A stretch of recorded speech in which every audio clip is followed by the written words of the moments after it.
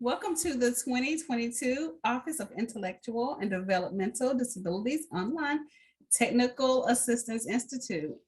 Our theme this year is Demonstrating Impact. You have joined the session titled Positioning Councils as Known Leaders. My name is Cherie Moon. I am the Technical Assistance Manager for ITAC. ITAC provides TA services through a 5-year contract awarded to the National Association of Councils on Developmental Disabilities to provide technical assistance and services to councils. Before we begin this session, I would like to review a few things to help you participate. Closed captioning is available on the bottom of your screen. You should see a square with the letter CC and live transcript. Click on the up arrow to select how you want to see captions. You can select subtitles and they will show at the bottom of your screen, or full transcript, which would be on the right side of your Zoom screen. Language interpretation is provided in Spanish. Click on the world icon to access the Spanish channel. The chat feature is available. This allows you to post your message to everyone or specific people. To post in chat, type your message and hit enter, or hit enter, I'm sorry. There will be a question and answer session. Type your question in the Q&A box and hit send, or you can send anonymously if you do not want your name attached to your question. Please make sure that you're on mute during the presentation to prevent background noise and other distractions. We will unmute your lines during the question and answer time. There's also a 3-question survey available at the end. And now I'll turn it over to our Director of Technical Assistance, Cheryl. Hi, everyone. Wanted to offer you just a couple of more spotlights on our TA Planning Committee members. We had a great group this year. Today, we want to showcase Che Silvert from the Hawaii Council. Che currently serves as the Community and Legislative Liaison for the Council. And then we have Tedra Jackson, who will be introducing some speakers in the next session, and she is the Grants Manager for the Michigan DD Council. And she does a lot of work around objectives, planning, reporting, all of that good stuff. And if you want to read more about them, you'll be able to see it in the meeting materials. We do want to move forward with the presentation today. This is about positioning your council as a known leader. And we all know, and we think we know what leadership is and what leaders are, but really, you know, leadership is really a process of social influence, and it maximizes the efforts of others and helps us all work towards the same goal. And when we think about councils positioning themselves as leaders, we wanted to bring some ideas forward. Making yourself known because you have specialized expertise. Making yourselves known because you're subject matter experts and influencers. And making yourselves known for leading innovative and creative thinking in the field of developmental disabilities. So one of the approaches that we wanted to just, briefly touch on today was thought leadership. And thought leadership is really an approach to sharing knowledge, to also sharing best and promising practices, communicating practical knowledge, sharing hard-earned experiences, sharing success stories, and sharing social responsibilities. And when we think about who thought leaders are, it could be individuals, groups, organizations. It's people who are recognized for their specialized expertise and influence in their field. So in trying to really kind of see how do councils really embody and use this approach on thought leaders, we think about as individuals, council members have specialized expertise through lived experiences. Council staff have specialized expertise in the discipline of developmental disabilities. And then as a whole, council and staff everybody influences and leads the thinking in our field. And so ultimately, the council works to show people what is possible and moves them to action. So when we looked at what are the common things that people do when they want to be a thought leader, and the 5 common thought leadership actions are to be a resource, to publish, you got to tell people what you're thinking, providing a fresh approach, fresh forward thinking points of view, establishing value for the council, providing information so other people can take action, and of course, be the driver of change. And so at this point, we thought, well, we need to go to our experts. We need to find out from DD councils how they are using thought leadership actions. And we have been very intentional to bring you different approaches to the common thought leadership actions we just talked about. So they are all very different approaches you're getting ready to hear about, but it was on purpose, so it gives you a broader sense and a broader view of some things that might work for your council. Che? Okay, hi everyone, my name is Chase Silver. I'll be helping introduce some of the speakers today, or I guess all of them. And so just some housekeeping before we get going is that each of our speakers has a lot of history in the work that they do, and the descriptions are very long of everything that they've achieved. So I will be touching briefly on just some of the things that they've done to introduce them, so you get a feel for who they are. ITAC will be putting up all these slides as well as some information regarding all the speakers on their website, hopefully by tomorrow. So if you want to read more about the speakers, you can go there. But to get started, as you can see on the screen, we're starting with my boss, my boss, Daintree Bartolus. I got nervous because she's my boss. And so she's the executive director of the Hawaii State Council on Developmental Disabilities. Prior to her work on the council, she's worked in group homes, day programs, created new homes and residential settings, as well as worked in supported employment. She started the council in 2012 as the community and legislative liaison, which is my job currently. And then she was hired as the executive director in 2017. So Daintree, take it away. Thank you so much, Jay, for that wonderful introduction. First and foremost, we focus on partnerships and act as a resource for other working groups, agencies, committees, policymakers who are addressing issues for all people. Notice I said people issues. We do not focus just on DD issues, because individuals with developmental disabilities and their families are makeup of every community. Being present to be a part of the solution for everyone brings inclusiveness. We believe it is important to join work groups. It brings different lenses to these work groups, and people start seeing the abilities we all have. Next slide. Our story. Our council staff lead the way for advocates by reaching out to various work groups and committees to attend. We sit there to hear the issues other people are having and bring DD to the table, such as the homeless and affordable housing issues we have in Hawaii. Individuals with DD and their families were not a part of the solution. During our council meetings, we discussed such issues and have always found a council member or volunteer that has had the same lived experience. We then return to the work group meeting with our advocates and to share their lived experiences to become a part of the solution. Policymakers are starting to realize the contribution individuals with DD and their families make or can make, how important partnerships are to ensure the needs of all individuals are taken into consideration. Next slide. Because we, sorry about that. Sorry. No worries.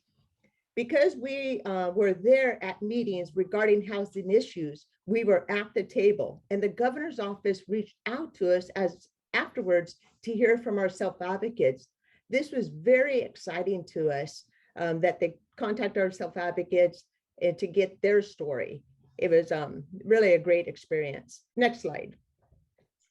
So the lessons learned. Work smarter, not harder. There are so many groups addressing various issues out there. Find the ones that line up with your state plan and bring DD to the table.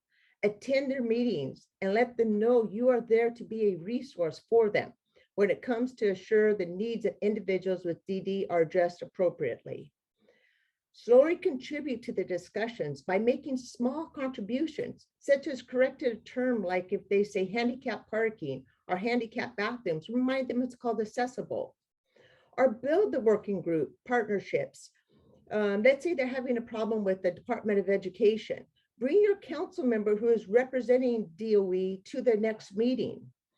Also remind them that council is there as your resource. We could bring up their issues at our next meeting with the legislator, to the governor, or city and council members.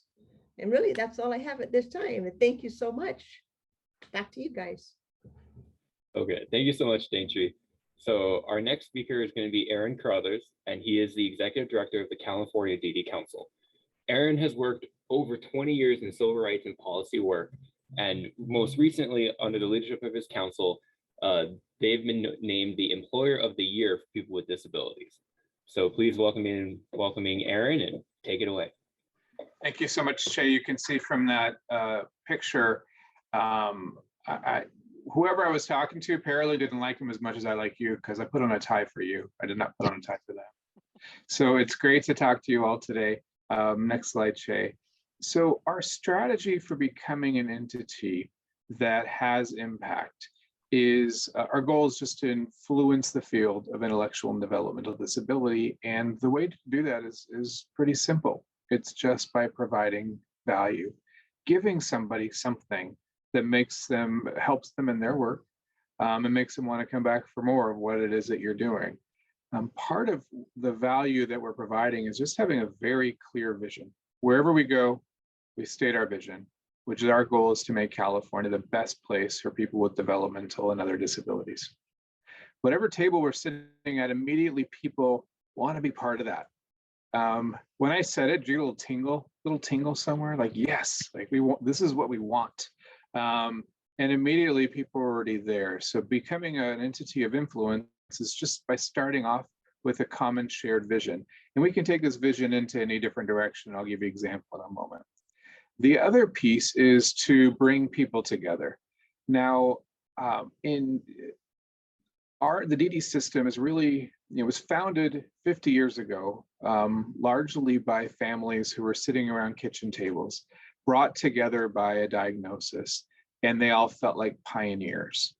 And they knitted together, and they made changes for their own loved ones, in their own families, in their own communities, but also statewide and nationally. Now, I'm telling the story of California, but I'm pretty sure this is the story in your state too. 50 years later, our system hasn't really evolved too much beyond that. Each family that gets a diagnosis feels like a pioneer. What is this? What does it mean? Where do I go for resources? And they end up finding their own kitchen table, people who know what they need to know. So part of what I state to the California team is that our goal is to find those kitchen tables, give them the information that they need to manage their current lives, but also bring them into the larger conversation so that they can have impact and influence. I'll tell you in a moment how that pays off. The third piece about having impact is really expanding beyond developmental disabilities. DD impacts every single sector: education, public safety, housing, employment, labor, transportation, civil rights. Anything you can think of, there is a developmental disability overlay, because our mission is to be the guiding force for positive, life-altering changes in the lives of people with developmental disabilities. That's an entire lifespan scope. That's privileged. That's exciting. That's open-ended.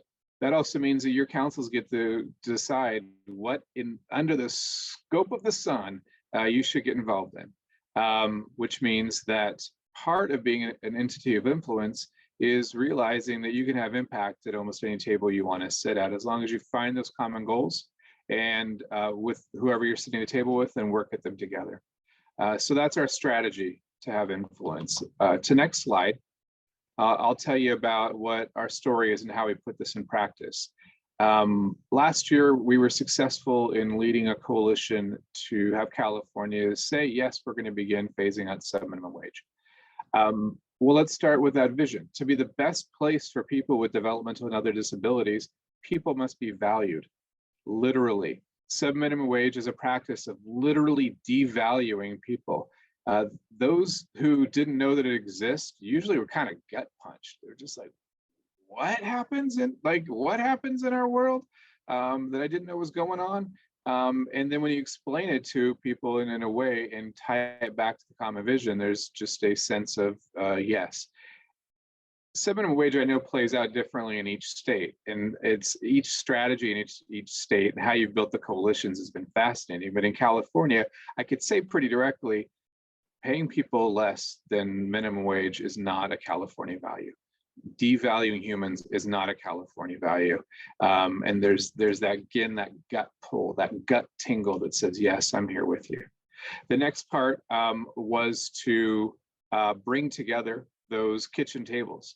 So as we're reaching out through the different entities that exist in California, and there's about 500 groups that we at the DD Council work with and reach out to.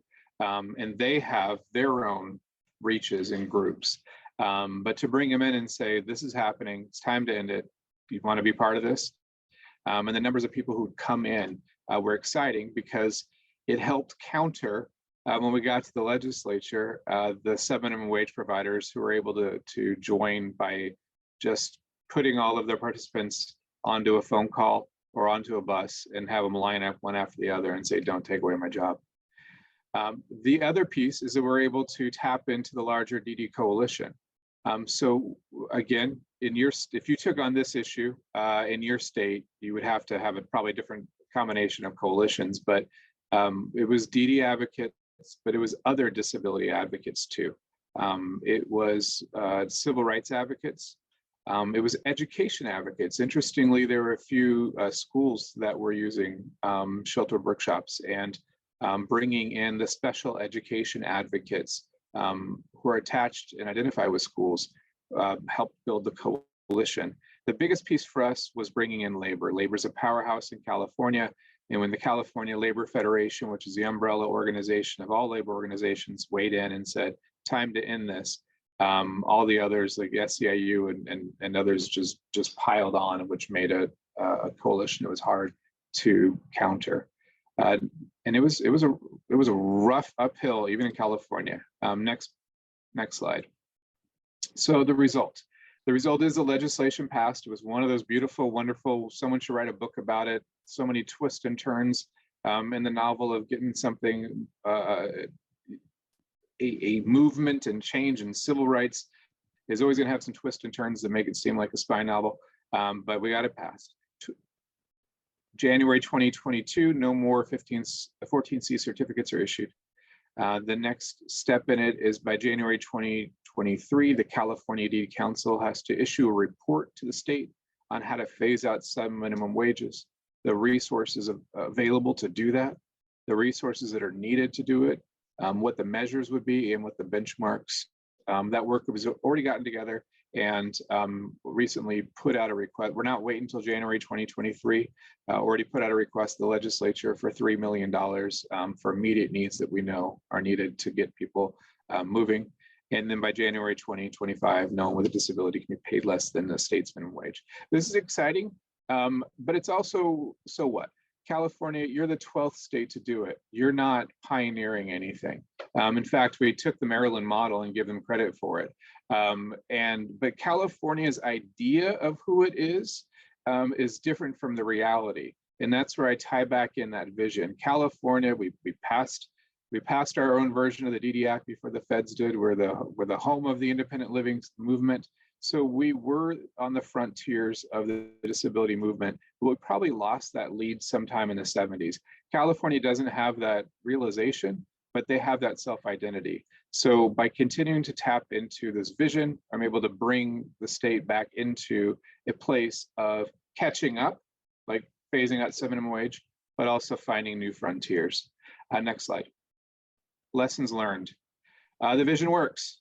Vision works. I just told you how it works. Tap into the culture and keep applying it in as many places as you need to. The kitchen tables are powerful. Most families around those kitchen tables are just trying to deal with their day-to-day, but they also want to have an impact because they're almost every single one's tired of having to deal with what they have to deal with, and they want it to stop for everybody. So when you give them opportunities, they just need some direction and they need some focus, and they're there. Also, the broader coalitions work. So we're expanding the broader coalitions to new areas right now. So 7 Wage was last year. This year is housing. We're working on an effort in coalition with aging advocates that would create $1.4 billion in rental assistance for older Californians and people with disabilities. Education, creating $15 million for enhanced transition planning from high school into higher education. So those are our elements of being an entity with impact. I hope some of it was helpful to you. Okay, thank you so much, Aaron. So next we have Kimberly Mercer Schildier.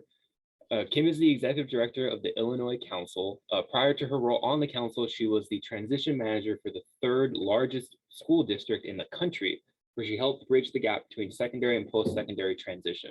So with that, Kim, take it away.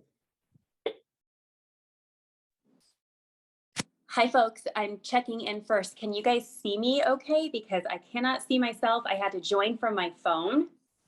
So this is kind of fun. My computer just had a meltdown. Okay, I'm not going to waste any more time with that, but I have no idea what you're looking at. And that's kind of fun. You might see a box in the background. I don't know what's going on, but we're gonna do the best we can. Hi everybody. So at the Illinois Council, there's a lot of common themes between what you've heard before from Daintree and Aaron, but we're going to focus in specifically on how we break things down into very tangible bite-sized pieces for our state agency colleagues, and how we make things simple so that when you think about big program change, it's not as overwhelming. And so we're going to focus in on that strategy today, and how we've established ourselves as a real driver of change. When we take initiative in our role as change agent and share meaningful information that agencies can use, we think that that is what helps make things go faster and smoother. And so we do this by engaging in a discovery process that I am excited to tell you about. So next slide. Okay, so our council members 99.9% of the time are the ones that are coming up with the really, really good topics for us to dig into. And so when our council members present those to us, we do our very best then to become the content expert on that topic. We engage in what we call a discovery process, where essentially we gather information. We try to anticipate what our state agency colleagues are going to ask, so that we can then bring that back to them, and again, in a way that makes the type of change that we're going after very real and tangible. So we we get the topic from our council members. We then take that topic and we try to learn everything we can about it directly from the source. We assess the scope of the program, the cost, the deliverables, the potential impact, the sustainability, the replication of the potential statewide intervention. We then, even sometimes if we can get it as down to, for example, we'll talk about money follows the person in the subsequent slides, but we even work really hard to even understand, what does the staffing look like? How many people have to be hired? What is the cost of hiring that many people in the state of Illinois? What part of the budget line of this specific initiative, what part of our human service budget line can this come from, and just really making it as real as possible. So then we go through that process, we put everything in a report, and then we connect with our state agency colleagues, and then we work on educating them on what we've discovered. So we can go to the next slide. So there's a lot of words on this slide, and I'm not going to read them all through. But I wanted to highlight the importance of, even before we're even able to kind of, establish ourselves as somebody that people can trust for information, we have to describe almost every time we sit down with somebody what our role is as an advisor. So we've defined it and we share it with the people that we're working to build trust with and collaboration with. So we, as we all know, we already know that we are a federally funded self-governing organization. Everyone on this call and in this webinar knows that we're here to drive change and to help, do research and bring systems changes to our state. So we know this. But we realized that we have to continually introduce ourselves in that way.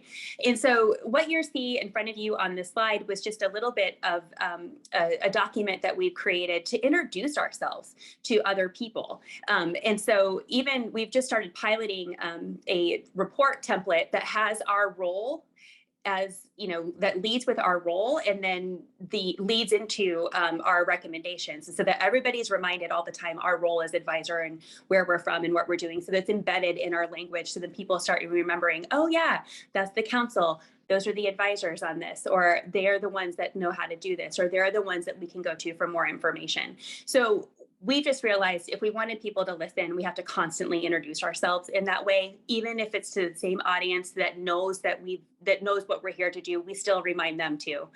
We can't say it enough. So introducing yourselves in this way helps. Defining it, writing it down, getting it, within your, written materials also helps. So go to the next slide. All right, so what has establishing ourselves in this way afforded us to do? Well, we noticed a few years ago when we had a governor's transition that we were, for a very brief period of time, one of the only state agencies that really understood what the HCBS settings rules were. We knew that we had to make sure that our new governor's staff, and the new people that they were appointing within the Department of Human Services needed to know as much as we knew about the HCBS settings rules. So that's where we started first. Because we had done research in the past and we had really easy to understand information, we onboarded a whole new governor's staff and DHS staff on the HCBS settings rules to make sure that they could pick up where the previous administration had left off and run and help get our state into compliance. So that was a big heavy lift for us, and one that was successful as far as the education goes. We're currently in this discovery process right now of understanding money follows the person and positioning the state of Illinois to get back into the money follows the person grant program. And so we just established a report where we literally figured out how many people that the state of Illinois might have to hire to implement this. We looked into the administrative burden of hours of what it takes to implement. We figured out the cost. We compared to our neighboring states, and we put all of that in a report. And we did hear feedback directly, after we did sort of that, download session with some colleagues and other state agencies. They really thanked us for making it look like something that was real. And so when you can really provide that level of programmatic insight, it makes it so much more doable and plannable. One of the key features that I think is such an opportunity for councils is how we stay on top of. So we introduce all of these concepts and we give everybody this information, but then how do we stay on top of that other agencies' implementation of the changes that we're hoping that they make? Sometimes it's hard as DD councils. They don't have to report back to us all the time. We have some mandated folks that need to be members of our councils, and we get good information, but sometimes things can just go without us checking back in. So one strategy that we've devised is making sure that we insert ourselves in the role of providing technical assistance. An example of that is several years ago when our state was transitioning to conflict-free case management. We found a national entity that would be able to provide really excellent expert technical assistance to our Department of Human Services to create that new program and implement it.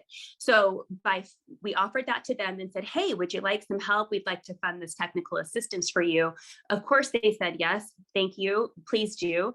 And so by funding in a small way, a technical assistance for a much larger systems change project, our dollars are in there. So then we're automatically in there. We're tracking to make sure that we know, how our dollars are being spent, how's the TA being used. That helps us stay in.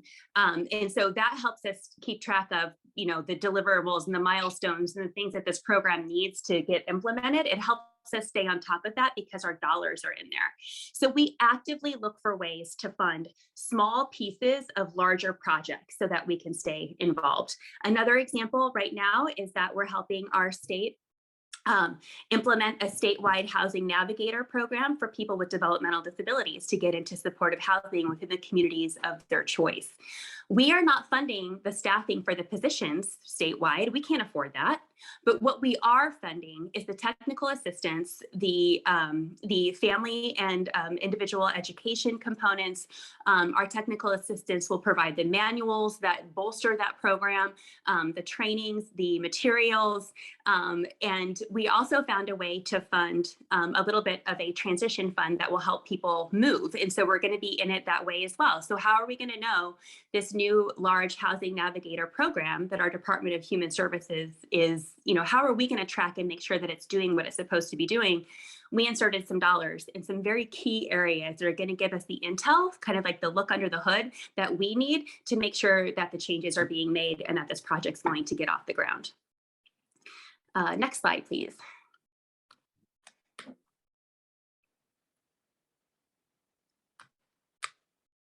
You go to the next one. There we go. Great.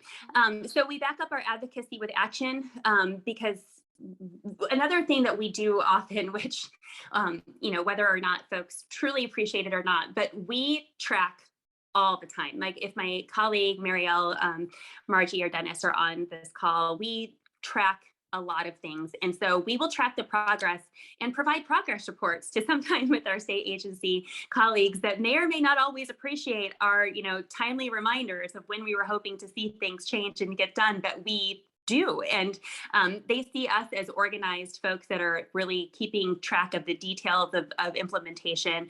And so we back up our advocacy with action that helps to build trust. It's not just providing we need MFP, it's we need MFP. And this is how much it costs, how many people are involved, how many people can move in the first year, where they can move, what area in Illinois we think it would look best in. So it's not just that, it's the advocacy with the roadmap. We I think we're viewed as confident. I think we are. And people trust our information and have confidence in what we do. And we can turn concepts around faster, much, much faster than our other agency counterparts. I often feel like in Illinois, our duty council is the little speedboat that kind of circles around the much larger cargo ship. But we definitely can move faster than our agency counterparts. Next slide.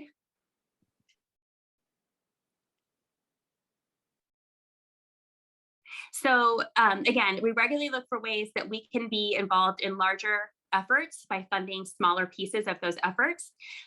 We lead by telling people what we are and what our role is every single time, even if they've heard it, we say it again. And we stay actively involved, particularly when our dollars are in. That gives us the excellent in to check in and say, hey, how is this going? Because they know that our dollars are in there too, so we're going to stay on top of it. So that's it for me. Okay, thank you so much, Kim. So our next speaker will be Valerie Breen, and she is the current executive director of Florida DD Council. Before her work on the council, she worked as the chief executive officer of the Brain Injury Association, which sounds really impressive. And she has experience in other disability-related programs. So over to you, Valerie.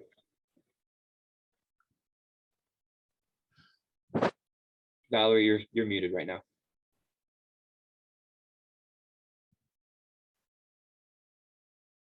My staff are probably chuckling because we always have to do this to ourselves here.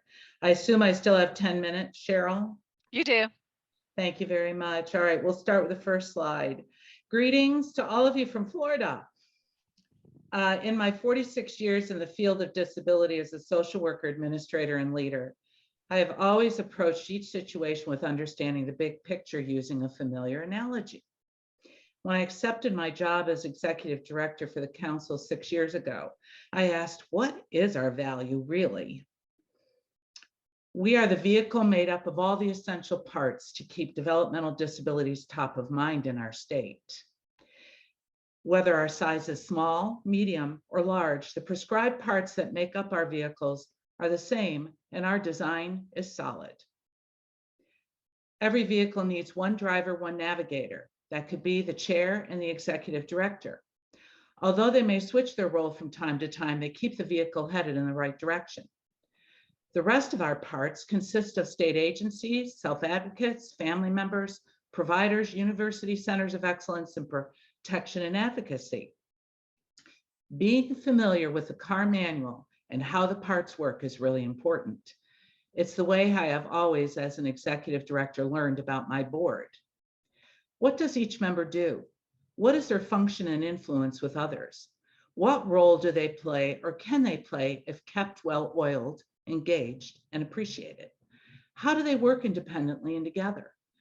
What can we count on from them and when, whether it's good or bad? Understanding the people, the talents, and the passion of those we lead and work with is key to making sure we remain a well-oiled machine and don't head down the wrong road. Next slide. We can describe our vehicle, but how we use it can make the difference in the journey.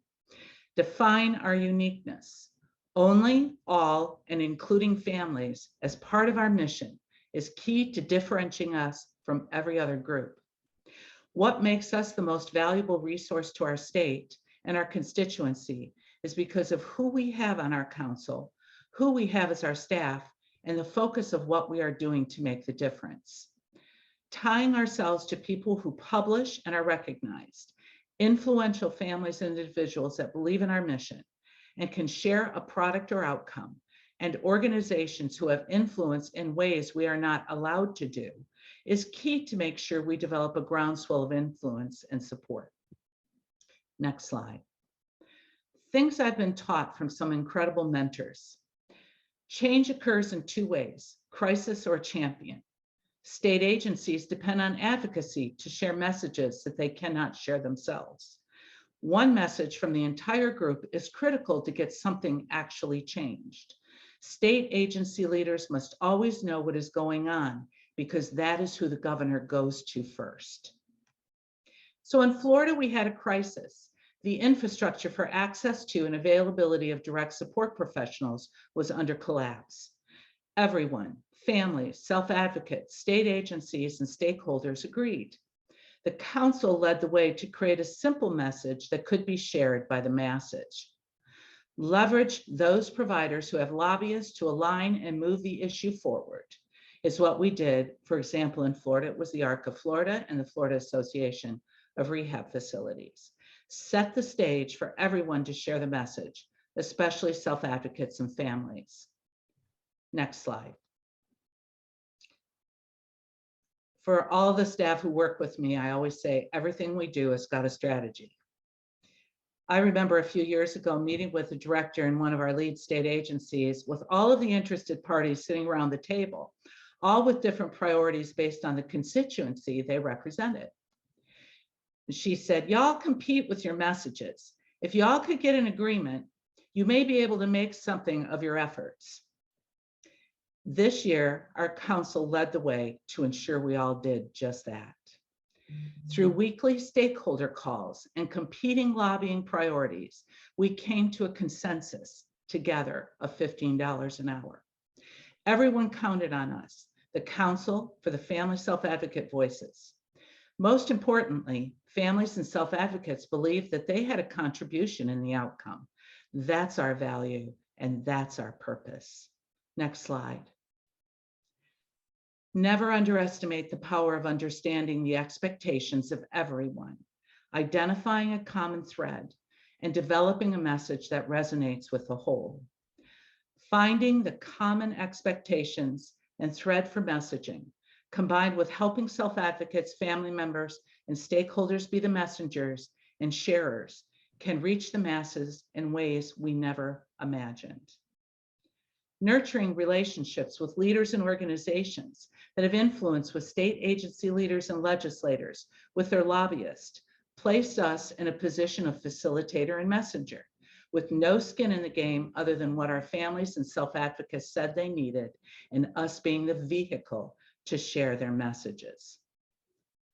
Through the Pay Fair for My Care message, everyone felt confident to promote the council and our message because of what we said, how we said it, and who we are.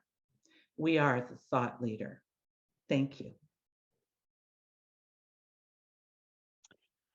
Thanks, Valerie. At this point, we want to really kind of shift our focus over to council member impact through leadership. As we all know, council members provide leadership and guidance in all aspects of council work. So now we're going to hear from leaders from 3 different councils about ways that they have used strategies and methods, ideas to support council members to enhance their leadership roles. Che? Okay, so our first speaker for councils is going to be Jean Sherman, who is the Florida DD Council member as the USAID representative and the parent of an adult son with intellectual disabilities. So she's worked as an associate professor at the University of Miami School of Medicine. And with that, Jean, take it away.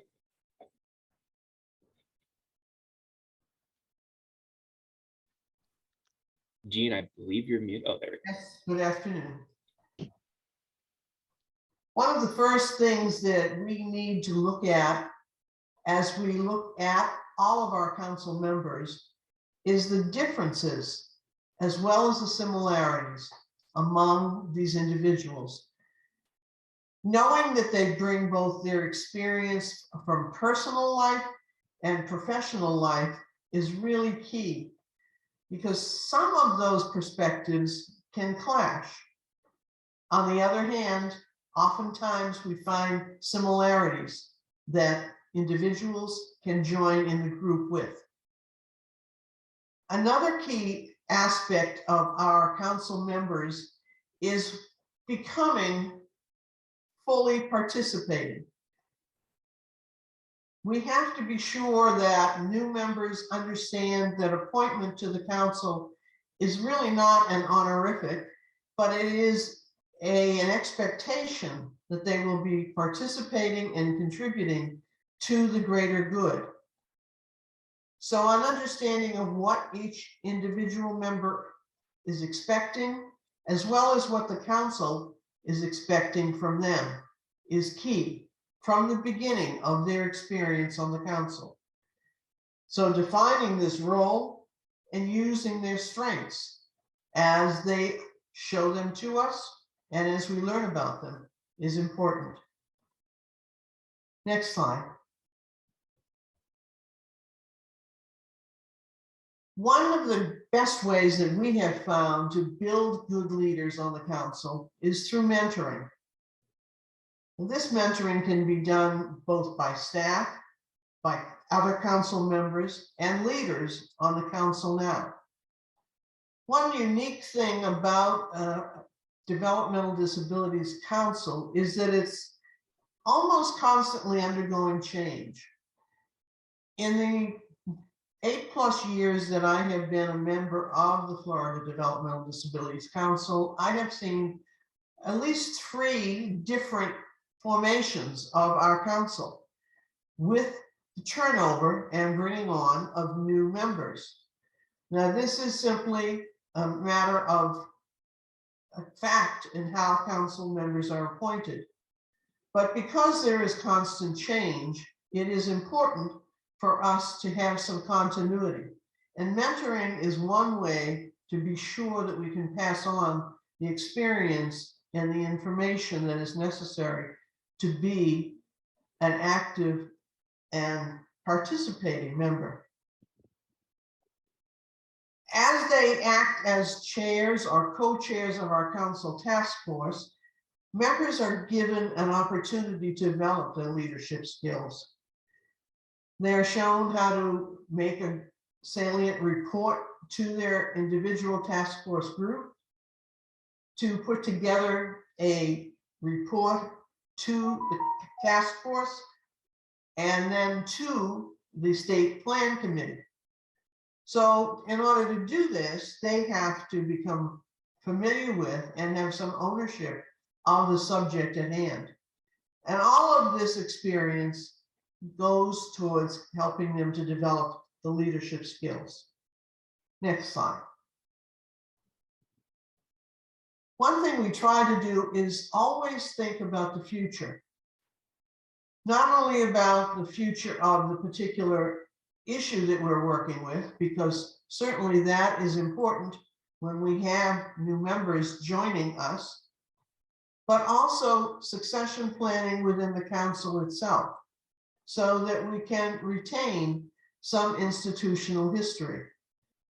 When you have a constant turnover of membership, as the council does, the opportunity to retain historical knowledge and experience becomes a real quandary. But when council leaders take the opportunity for both formal and informal leadership opportunities, sharing with the newer members as they go along, these leaders learn the issues themselves from the inside, as well as remain focused on the whole and not on their one personal perspective or opinion. Next slide.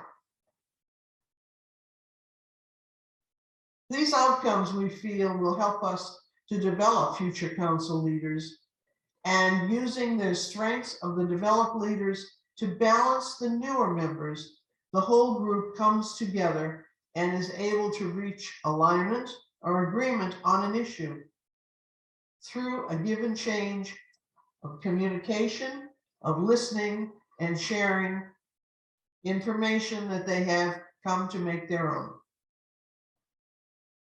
Thank you.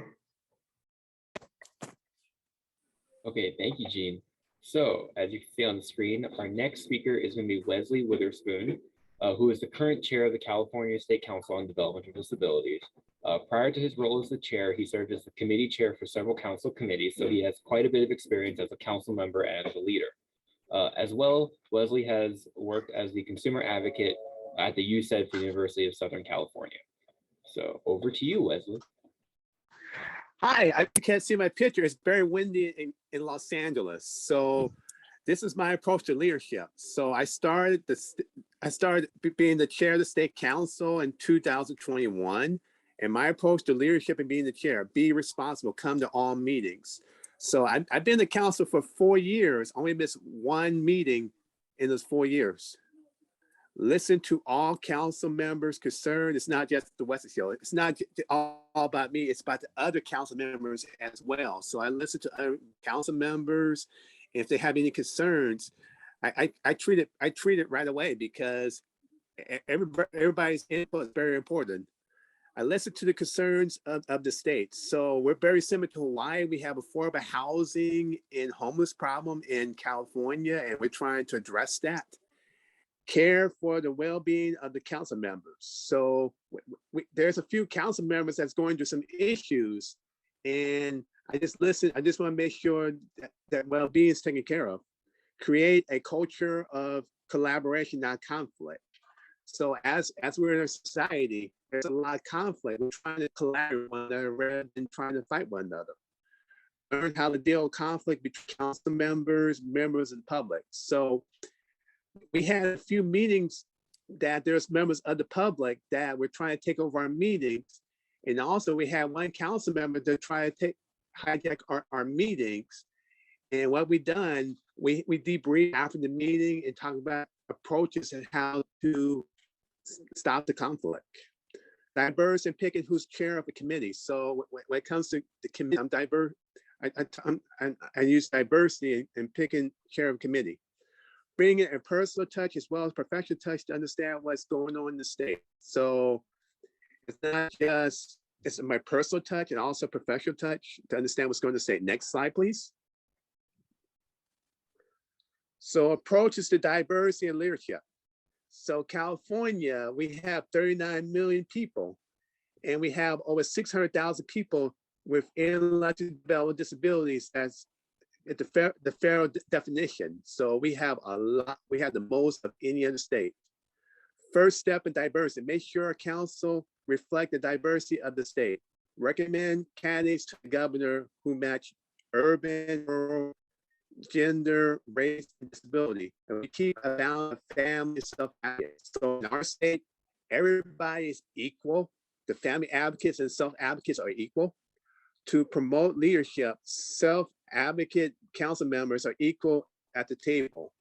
Family members and agencies do not lead. Self-advocates and family advocates share leadership and are equal in all ways. So in California, the agencies, the family advocates, and self-advocates, we're all equal. To promote leadership, appoint new council members to committees so they can grow their leadership. As they grow, appoint them as chairs. As they keep growing, ask to testify to legislative or to serve as an outside board or committee while they're on the council. So thank you very much for having me here, and thank you. Oh, thank you, Wesley. Okay, so our next speaker is going to be Timothy Rankin. And so Tim is on our Hawaii DD Council as a member, and he is currently serving as our secretary for the Hawaii State Council. Tim has worked as a surveyor for the National Core Indicator Assessment, or the NCI. He is an active trainer and leader in his community, and he's currently the vice president for our Hawaii Self-Advocacy Advisory Council. All right, over to you, Tim. All right, mahalo everybody. Mahalo che, aloha everyone. You might have heard the phrase, nothing about us without us. Have you wondered what does that really mean? I thought it meant either make sure we are in the room when you talk about us, or agencies had to ask us if we like to what was created for us. When I joined the DD Council, I learned things should be done with us, not for us. I learned how important it is to attend community and public meetings, not because I needed something from others, but because they needed something from me. My thoughts and my ideas about everything. We don't always need something special created for us. We just need something tweaked a little so we can all participate. That is one of my leadership roles. When I attend meetings, I remind the organizers we have the same issues as other citizens. They look surprised to hear, but that then thank me for being there. Sometimes they call me after meetings and ask to interview me. Like the time the governor's office called me after a housing issue about the difficulty I had trying to use my Section 8 voucher. They wanted to make sure the office knew individuals with disabilities were no different than others. It is difficult for all of us to find a landlord who takes Section 8 vouchers. Now I know nothing about us without us. It is for each one of us to be involved, show up, speak up, be included, be engaged, work together to find a solution. And thank you. Thanks, Tim. Okay, so our next speaker is named Kylie Swan, and he's a member of Hawaii Self-Advocacy Advisory Council. He's also aspires to be a council member. And in recent time, Kylie has volunteered with us at the Hawaii DD Council to advocate at the legislature. He has provided written and oral testimony on numerous different measures, and he's also a feeling safe, being safe trainer. All right, take it over, Kylie. Good, Jay. I like visiting the Developmental Disability Council office, learn about legislation. I become official volunteer, get my own state ID so I can help the council educate the senators and representatives about bills that I could help or hurt people with disabilities. Before the legislation started, I was able to practice giving testimonies with the senator. She helped me so I wouldn't be so nervous when it was for real. When the legislation session started, I would go to the Capitol and watch the floor session to learn what measure will be heard. I met with the council staff and go over the measures. We went together to the Capitol to provide testimonies in person. At first, I need little support because I was nervous. After I gave live testimony to the senator who helped me before the session, she came up to me afterward and told me she was proud of me. I did a great job and I needed to keep it up, so I have. One funny story, because I'm a leader and advocate for all the people with developmental disabilities, I provide testimony for things that are not for me, like the time I support tampons, free products for students who need them. My mom was so surprised I testify in support, but that's my role, to advocate for others. The legislator would ask us, why are you here today? They look surprised to hear individuals with disabilities to use female products, internet, telehealth, need low-income housing. The legislator would say, wow, your folks are everywhere. I said, yes, we are. My next leadership role is to work with legislator to increase the council budget for a new position for me, become a council staff member. I'll stand by if you have answer any questions.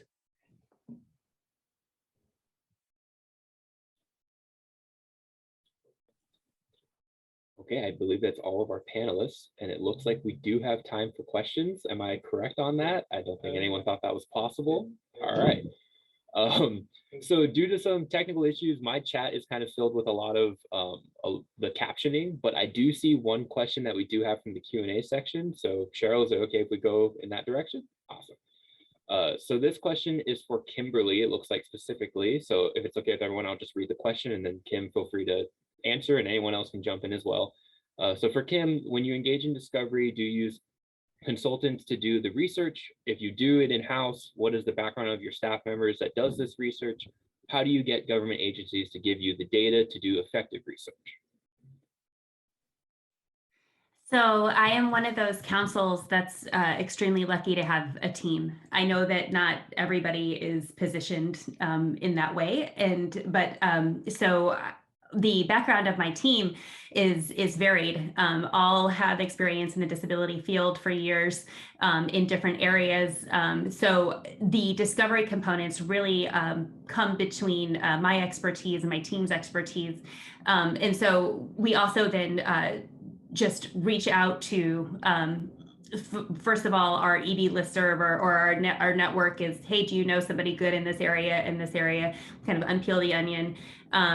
And then we get the tips on who to talk to.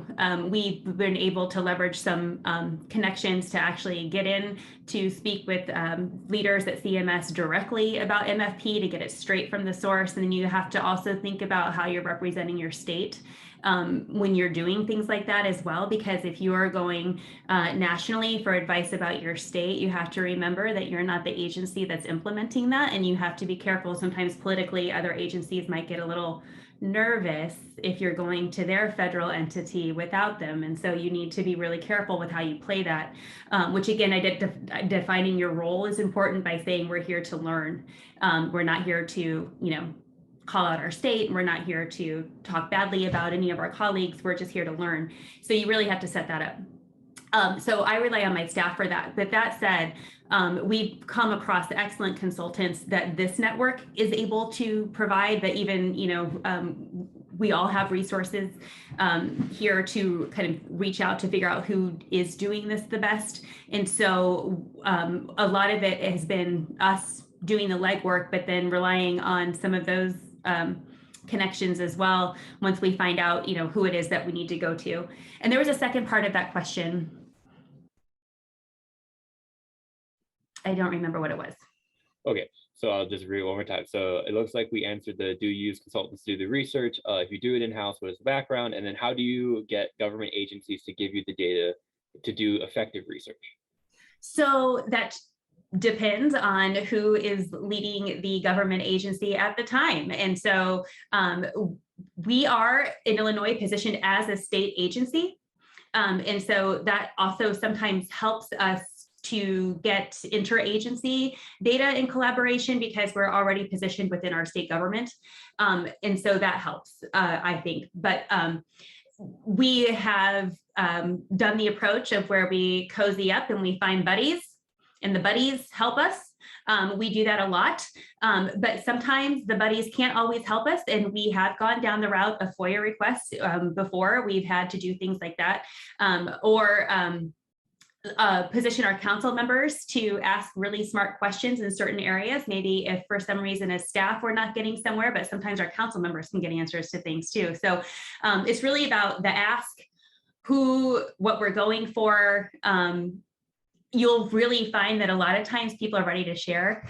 I will tell really quickly, one of my staff members who's amazing has also played the role of just cold calling a straight up, like one of our agencies that we had some questions about or we wanted to know more about, and positioned herself as a constituent of those services and had some questions. And so we didn't come at it as an employee of the state, but we came at it as I'm a citizen and I've got some questions. So it just depends. Sometimes you have to position yourself in different areas to get what you want. But we've gone the relationship route and we've gone the FOIA route. We've done them both.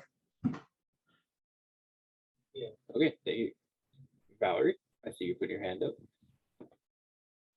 I wanted to just ask too, one thing to add to Kim, and I know we are not embedded within a state agency, but we have to tread very carefully with our state agency and have really strong relationships with all of them.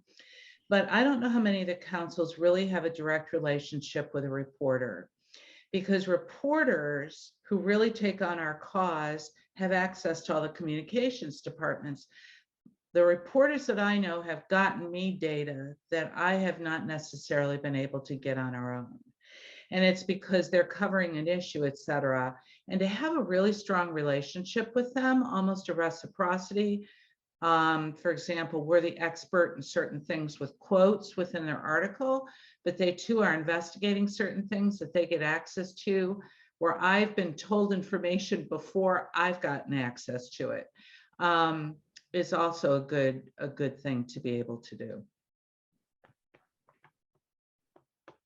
Okay, so does anyone else have any new questions? You can write it in the chat, you can write it in the Q&A section. You can raise your hand as well. Cheryl, Novel idea. Is it okay just to offer out as well? One thing that we've found facilitates our state agency representatives on our council is we get better reports when we remind them that our meeting is coming up and we want you to know that you're presenting from this time to this time, and we expect an update on how your work is impacting the DD community. And so you don't just get to show up and have a seat and enjoy our meeting. Like, we're asking you to provide information. And so that has helped us as well along the way. Particularly if there's a specific topic, we'll prep that agency leadership ahead of time before our meeting and make sure that they know that, you know what, you're going to be on from this time to this time, and make sure that they're prepared as well. It helps us get more participation from them.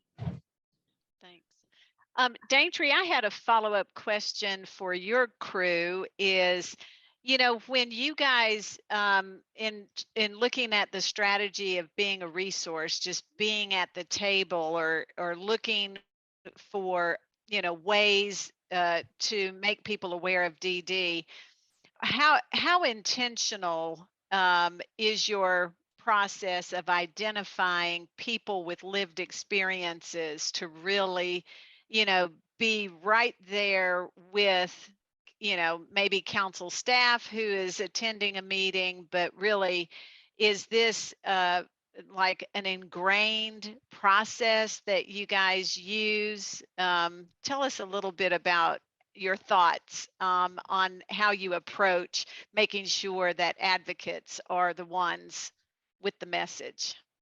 Thank you, Cheryl. Absolutely. This is something, walk the talk. That was something that we have prided ourselves on.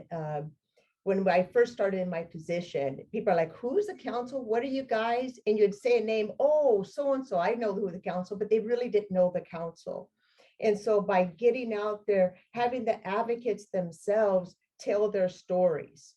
And what we did is we hired a professional to come in to give us what was called the elevator speeches. So individuals knew how to give that 30-second, 1-minute speech of who we are and what we do. That made a huge difference. We did a lot of role playing in that. We pretended we got in the elevator and the legislator was there. So we really empowered our individuals to understand what their role was. And it just made a huge difference.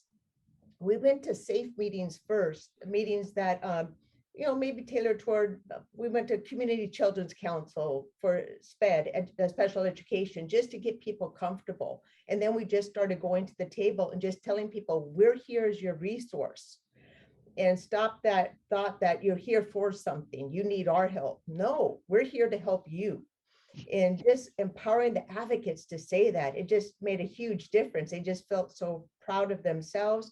And as well as not just people with disabilities, all of our council members, parents, family members, siblings, they were like, what am I doing here? Why do I come here? But just realizing, hey, we are a resource. We have a different perspective, and just telling that story and how it ties into our state plan, how you take your story that ties into goal number 4, objective 3, activity 2.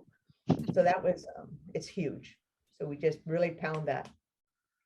So do you guys have, I know that, I think you guys said Tim was, well, both of your speakers today are active in the self-advocacy organization. So is that a major partner with you guys on issues? And I assume that you guys are really looking also at advocates as well as council member who are advocates in the process. Yes, we did hire, we had a position about 8 years ago for the self-advocate advisory council liaison. So to make sure that we are tying those individuals together in and teaching leadership skills from there. So it's very important. So anybody can join the self-advocacy advisory council. We go into schools to talk about them, but they have to be 18 or older to vote. So we're trying to get middle school, just getting people to just to show up, and being virtual helped a lot. So that was everything. Like they'd call us up, oh, Che, come talk to us about housing. Oh, let me get one of our self-advocates to go, let me follow up. And then we'll talk to our staff. His name is Zosimo. Zos, can you go back to the self-advocates and find out who has lived experiences about this? So Zosimo will talk to the advocates, and they do that so much. We kind of have a list of knowing where individuals' issues were, or problems and solutions that they have come up with. So we have that bucket of resource. And the cool thing about it is our developmental disabilities division, they're picking that up. Finally, it took 5 years, but they're seeing the value in the importance of it and calling our folks up and saying, hey, they were so excited when the national core indicators, when we started doing them, the DD division reached out for support. And we said, well, let us get our advocates. And they're like, what? They're going to do core indicators? So yeah, Tim, was that a fun experience?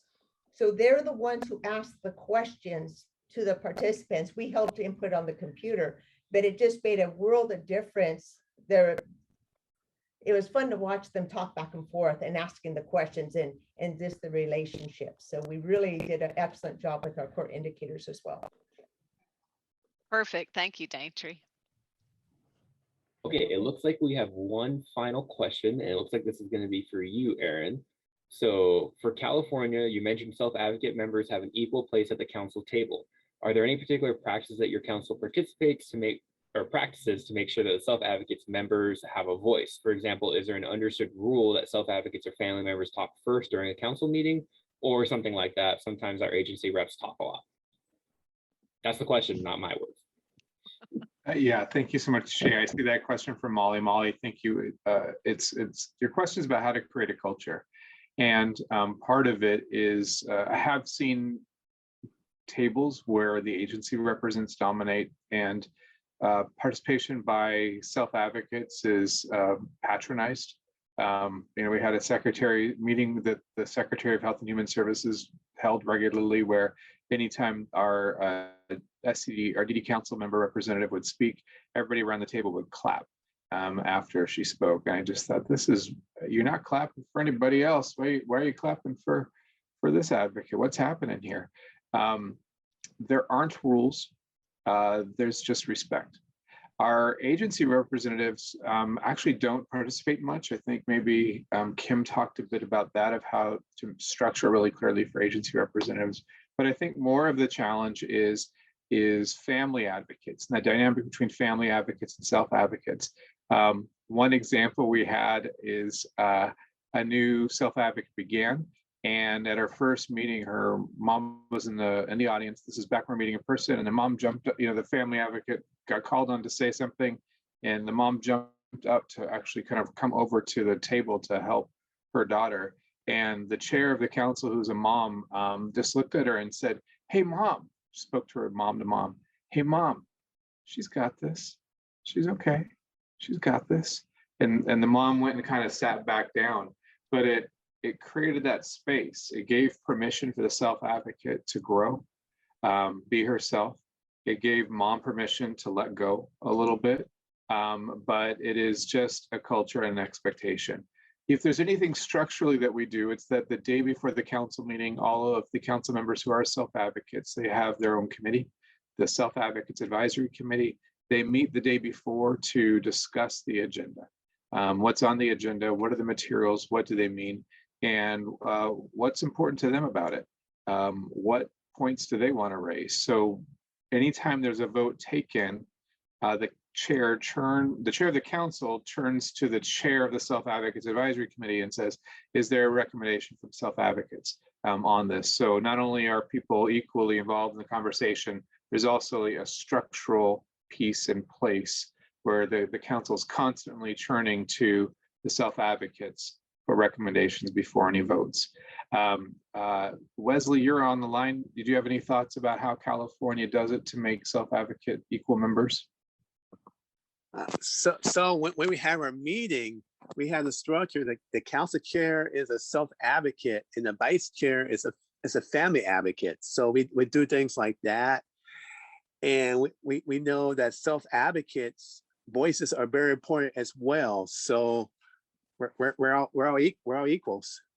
There's no hierarchies in California.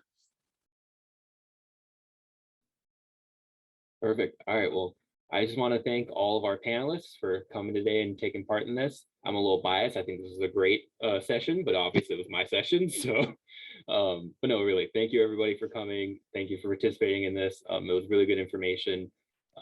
Basically what's going on next is that there is a new link for the next session that is taking place. So the one that you used for this will not work. That is in about 10 minutes. But for Cheryl's sake, maybe stretch, go to the bathroom, take 5 minutes, and then join 5 minutes early so she doesn't freak out. And I'll see everybody over at the next one. Thank you so much.